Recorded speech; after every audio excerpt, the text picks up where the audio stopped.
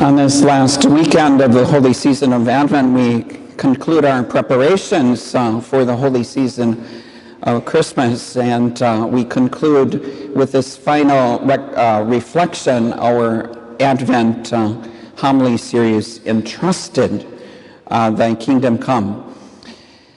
As I said last week, Christmas is really more than looking into history a long time ago to recall the birth of Jesus. And Christmas is so much more than nostalgically or sentimentally remembering our own childhoods. Or Christmas is so much more than the children and the grandchildren, or a celebration of family. Of course, those are all beautiful aspects of Christmas. But we have been drilling down this holy season of Advent to try to prepare ourselves with this understanding that it is you and I who give birth to Jesus. First in our hearts, and then by bringing Jesus. As Mary brought Jesus to her cousin Elizabeth, we bring Jesus to those around us. Christmas then is about incarnating the spark of the divine here and now. Jesus put on flesh. Jesus is relying on us now to be his skin. Incarnation means to put on skin. Jesus did that 2,000 years ago, our God. But today, Jesus puts on skin through our words, through our touch, through our actions. And even the Eucharist itself is Jesus still being physically and visibly present to us. So Jesus is entrusting us. I think it would be good to reflect on Joseph, because he was entrusted with Mary and Jesus. I think it's time to rescue Joseph from the shadows way behind in the nativity scene, or to rescue Jesus from the ranks, or Joseph from the ranks of the forgotten ones. Doesn't it seem sometimes that Jesus and Mary get all the attention? In the scriptures, Joseph never speaks. And he is present in the infancy narratives. He is present at the birth of Jesus. He is present when he flees with his new wife, Mary, and the newborn infant to the foreign land of Egypt to escape the clutches of King Herod. The Holy Family was an immigrant family. And Jesus is present, or Joseph is present, when Jesus is in the temple as a teenager, questioning the priests. And that's the last really we hear of Joseph.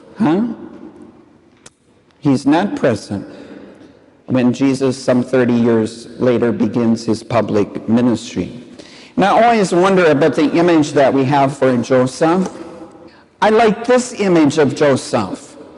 I think sometimes we have this image of Joseph. He looks more like Jesus' grandpa than his father. And it's interesting to me that in the time of Jesus, Mary, as a new wife and mother, would have been maybe, 13, 14?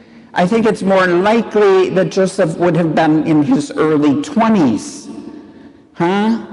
Not in his late 30s or early 40s. And even the depictions show him even older than that. No wonder he wasn't around for the death of Jesus. But I like this image of Joseph.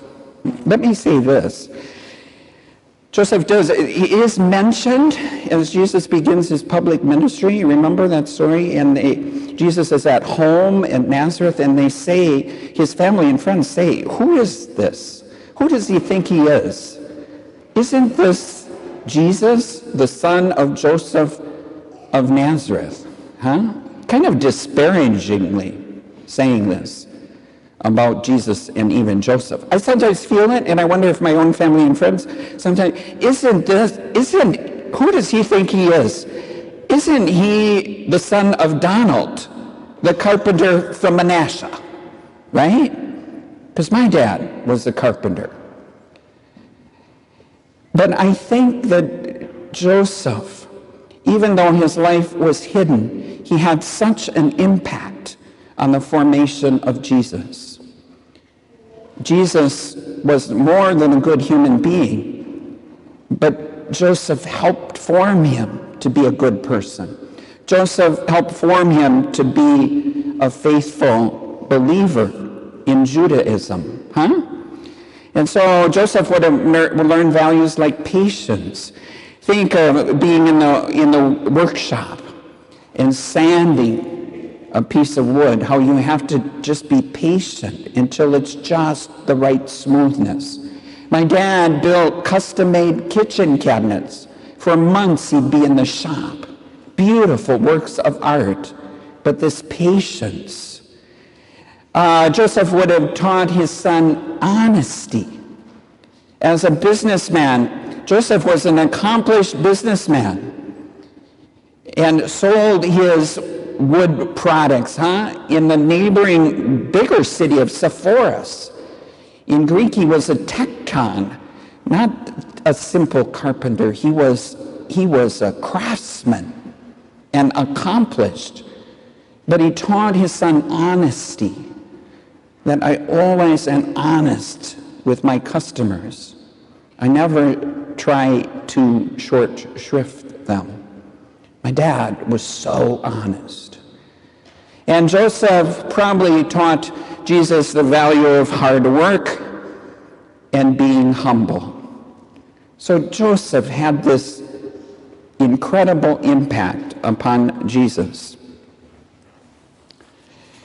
When Joseph awoke, he did as the angel of the Lord commanded him and took his wife into his home. This is so beautiful because if you know anything about the marriage rite in the time of Jesus, this notion of being betrothed, you were married. It's not like engaged. You were betrothed, so you were already in this committed promise to live the rest of your lives together. But before they moved in, and Mary is pregnant, this is not good because Joseph, her husband, was not the father of her child, which would mean that she had committed the sin of adultery. And Joseph could have turned her in to the religious leaders. So Joseph, this was a dilemma for him. And this holy man had to come to this kind of sense within him that he would remain faith-filled for Mary and for Jesus. When Pope Francis was installed as the universal pastor on March 13th, 2019, he was elected on March 13th. He was installed on March 19th, and we know that March 19th is the feast of St. Joseph, So in the very first homily, that Pope Francis gave as the new Pope, he talked about Joseph, and it was so beautiful. And I always go back to that homily to get a sense of how Pope Francis understands Joseph and his role in the church. And so Pope Francis talked about Joseph as the protector of Mary and Jesus, the protector of the church. And this is what he said. He exercises his role as protector discreetly, humbly, and silently, but with an unfailing presence and utter fidelity. Even when Joseph finds it hard to understand, Joseph is there at every moment with loving care. He is constantly attentive to God, open to the signs of God's presence and receptive to God's plans, and not simply to his own. Joseph can look at things realistically. He is in touch with his surroundings. He can make truly wise decisions. In Joseph, Pope Francis went on to say, we learn how to respond to God's call readily and willingly. This notion of being a protector means protecting all creation and respecting the environment in which we live. This is a huge issue for Pope Francis. The care of our earth, our common home. And he talks about this. He wrote an encyclical letter on the care of our common home. So beautiful. If you're not read that encyclical, an official teaching of the Catholic Church. How do I protect creation? Pope Francis went on that being a protector means protecting people, showing loving concern for each and every person, especially children, the elderly, those in need, and those who are often the last. Husbands and wives protect each other. They care for their children, and children themselves, in time, protect their parents. Being a protector means building sincere relationships in which we protect one another in trust, respect, and goodness. So like Joseph, the protector, so like you and me. Joseph, the protector. So this week, as we look into our hearts, we ask the Lord to change our hearts. Our hearts are always in need of conversion. To change my heart and to open my eyes to all those who God is asking me to protect in my surroundings and beyond. How am I called to be a protector? To acknowledge someone new in my circumstances who might need protecting. And by my outreach with my heart, my hands, or my voice to protect them.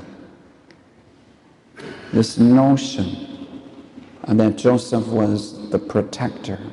It's beautiful. I never thought about Joseph that way until I read Pope Francis's very first homily to all of us on March 19th, 2013. So today's gospel is really a birth announcement, or one of the birth announcements of Jesus. And we all enjoy receiving birth announcements. I have some here of my great nieces and great nephews. You know, you put these on the refrigerator, right? Birth announcements that bring hope and joy.